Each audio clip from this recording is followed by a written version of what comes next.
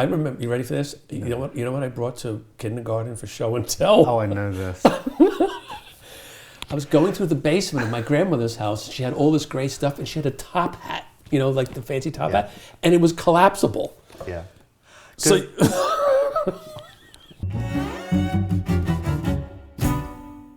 today, I thought we would hit on the ensemble.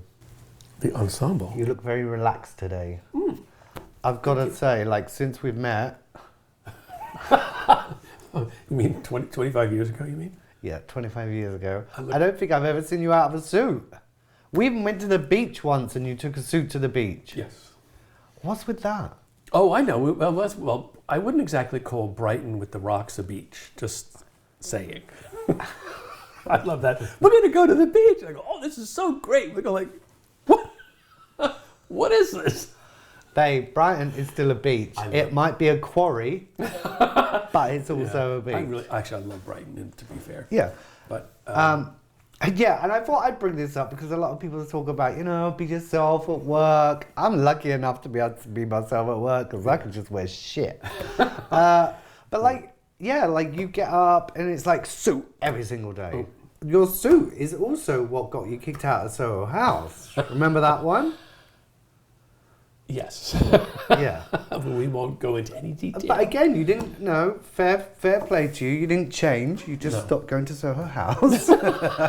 Or if you go as my guest, they have to derobe you. I love the fact that I go as your guest now. Because now I have the money. I have the power. Actually, I'm really proud. I think that's really great. Yeah, actually. But when I look at old pictures of you as a kid, you're still in a suit. Always was. Babe. Always was. So this whole thing is supposed to be about be who you are. Yeah. Where the fuck did the suits come from? I can't really recall a time of my existence where I didn't have a jacket on. My grandfather taught me how to tie a bow tie, at 6 years of age.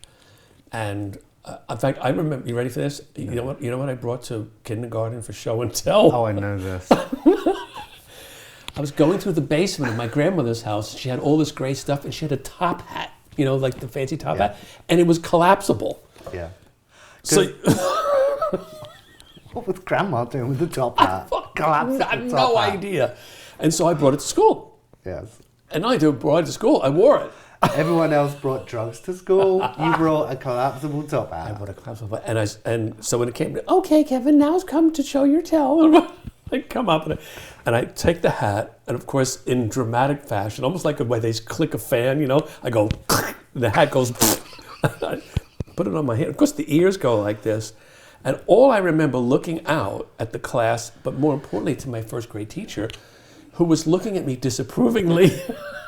And I realized, obviously, this person is not. Is that they're not the buying first day of bullying? Oh yeah. Yeah. Oh yeah. They were relentless. Yeah. And what's amazing is the bullying not only came from the class, it came from her. My teacher was terrible to me. Yeah? Yes. Let's out her. What's her name? She was called Mrs. Dangler. Mrs. Dangler, you're a terrible person. You know what my brother used to do? He used to tease me. He used to go, Dangler, Dangler, schoolwork. And I used to shriek because the mere mention of those words sent me running for the hills. But yeah, that's another. Oh. So you've not changed whatsoever? Nope. I do remember you always telling the story about, be yourself, take yourself to work. Yeah. And I think that also is even if it's, did you have a dress down day? What did you wear on dress down day? When they announced, so I think I got to McCann. So they announced, we're for every dress down Fridays. That was the thing. That was the whole idea. So you still have to wear a jacket and tie, but on Fridays you could dress any way you wanted. Yeah. With the exception of no flip-flops, no T-shirts, no this, Which no agency that. is this? McCann. I went into Meltdown. First of all, I didn't participate in it. I did not dress down on Fridays at any point because I thought the whole thing was preposterous. And what's funny is conformity, because here I was going from conformity where people have to wear ties to conformity I'm supposed to wear a T-shirt now just because everybody says I have to. It was not being myself. But I took a lot of heat for that. So bullying continues even into your corporate world. But Yeah, I wasn't comfortable with it. You told me a story once about actually going to work not in a black suit one time. I remember.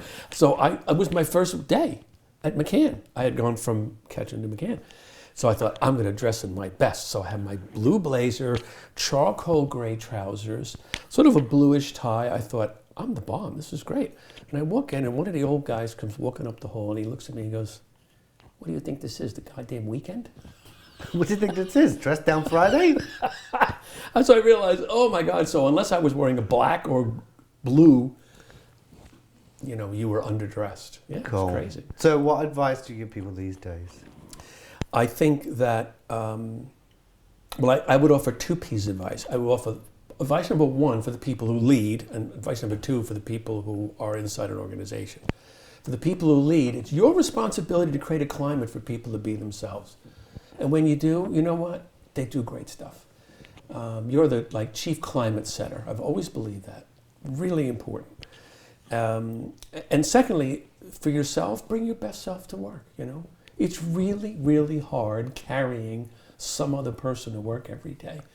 I learned that. You learned that at Ketchum when I gave a presentation, and the old boy, the chairman, walked in the office, and when we finished, he goes, "Can I give you some advice?"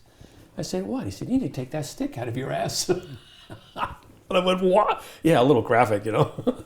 But I realized, he said, "Look, everybody knows you. They know you're kind of this goofy, weird man, but they all love you for it, and they love the fact that you're a great salesman.